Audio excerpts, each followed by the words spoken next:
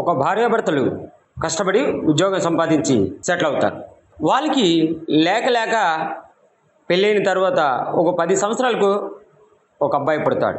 అబ్బాయి పుట్టిన తర్వాత ఆ తల్లి మదర్ మిల్క్ ఇవ్వకుండా డబ్బా పాలతో పెంచుతూ కొన్నాళ్ళు అయిన తర్వాత ఇద్దరు ఉద్యోగం వల్ల ఈ పిల్లడిని ఎలా పెంచాలో తెలియక మదర్ కేర్ యూనిట్లో వేస్తారు. సో అక్కడ వాళ్ళు ఆ పిల్లడిని పెంచుతూ ఏమైందంటే ఒకరోజు అబ్బాయికి ఆ యొక్క ఆయా చూసుకోకుండా చపాతి ముక్కలు పెడుతుంది.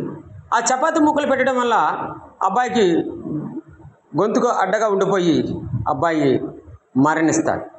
ఈ వార్త తల్లిదండ్రులకి ఆ వార్డెను ఫోన్ చేసి చెప్తారు, అయ్యమ్మా ఇలాగా మీ అబ్బాయి చనిపోయాడు. ఎందుకు చనిపోయాడు? ఇలాగా ఆయా చపాతీ ముక్కలు పెడుతుండగా కొంచెం గొంతుకు అడ్డగా ఉండి అబ్బాయి చనిపోయాడని వార్త విన్న తర్వాత తల్లి తండ్రి పరిగెత్తుకొని వచ్చి హాస్టల్కి వచ్చి చూస్తే అబ్బాయి చనిపోయాడు. ఈ 10 సంవత్సరాలు కష్టపడి అబ్బాయి పుడితే వీళ్ళు నువ్వు గొప్ప నేను గొప్ప అని ఒకరినొకరు తగ్గించుకోకుండా హెచ్చించుకొని ఈ పిల్లడిని ఎలాగ పెంచాలో తెలియక హాస్టల్ వేస్తే చివరికి వచ్చేది జీతం ఏంటంటే మరణం. అంటే నువ్వు గొప్ప నేను గొప్ప అనేటప్పుడు పిల్లల దగ్గరకు వచ్చేటప్పటికి అందరము సమానమని చెప్పుకున్నప్పుడు తల్లిదండ్రులు గొప్పతనం పెరుగుతుంది.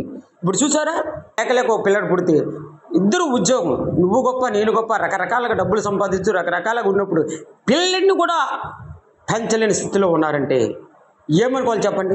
ఇది తప్పు ఎవరిది?